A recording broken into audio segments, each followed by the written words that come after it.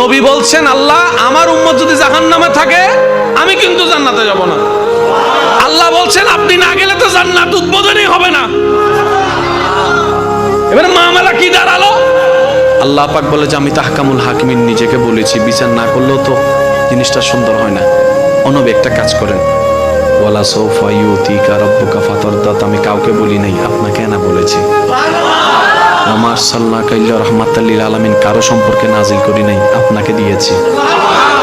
ওয়ালাল আখিরাতু খায়রুল লাকা মিনাল উলা, কাউকে বলি নাই, আপনাকে বলেছি। আর আমি আল্লাহ ভালো করে জানি আপনি হচ্ছেন উম্মতের দরদি নবী। আপনি নিজের জন্য কাঁদেন নাই, সন্তানের জন্য কাঁদেন নাই, পরিবারের জন্য কাঁদেন নাই, নাতির জন্য কাঁদেন নাই, যত কেঁদেছেন জীবনে সবকিছু উম্মতের জন্য। এমনকি হাসরের ময়দানে যখন সর্বপ্রথম আমাদের নবীকে আল্লাহর হুকুমে তোলা হবে, আমাদের নবী উঠেই জিব্রাইল আলাইহিস সালামকে প্রথম প্রশ্ন করবে, ও আমার ভাই জিব্রাইল, আমার উম্মতগুলো কোথায়? আইনা উম্মতি, আইনা উম্মতি, আমার উম্মত কোথায়? আমার উম্মত কোথায়? আমার উম্মত কোথায়? আমি ওঠার আগেই নাকি আমার উম্মতকে জাহান্নামে দিয়ে দিয়েছো নাকি? কোনো আমার উম্মত কোনো জাহান্নামে চলে গেছে নাকি? জিব্রাইল বলবে, ইয়া রাসূলুল্লাহ, প্রথমেই আপনাকে তোলা হয়েছে, এখন আর কাউকে তোলা হয় নাই, প্রথমেই আপনি উঠেছেন। আমার নবী বলবে আমার উম্মতগুলো কোথায়? জিব্রাইল বলবে, ইয়া রাসূলুল্লাহ, এখনো তারা উঠে নাই, উঠবে একটু পরে। নবী দৌড়ায় চলে যাবে আল্লাহর রহমতের দরবারের দিকে।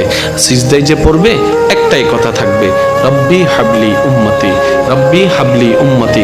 একটু মনোযোগ চাইবো আমি আশিকদের, রব্বি হাবলি উম্মতি, ও আল্লাহ আমার উম্মতগুলাকে আমাকে দিয়ে দাও। তো উম্মতের লিস্টের ভিতরে তো আবু বকর সিদ্দিকের নামও আছে, উম্মতের লিস্টের ভিতরে তো ফারুকে আজমের নামও আছে, উম্মতের লিস্টের ভিতরে তো সাহাবায়ে কেরাম আজমাইনের নাম আছে, উম্মতের লিস্টের ভিতরে তো আহলে বাইতের নাম আছে, উম্মতের লিস্টের ভিতরে তো তাবি তবে তাবি আল্লাহর ওলিদের জান্নাতীদের নাম আছে।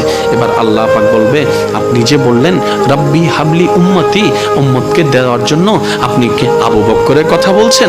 নবী বলে যে না, আমার আবু বকরকে নিয়ে চিন্তা নাই, আমার ফারুককে নিয়ে চিন্তা নাই, আমার ওসমানকে নিয়ে চিন্তা নাই, আমার আলীকে নিয়ে চিন্তা নাই।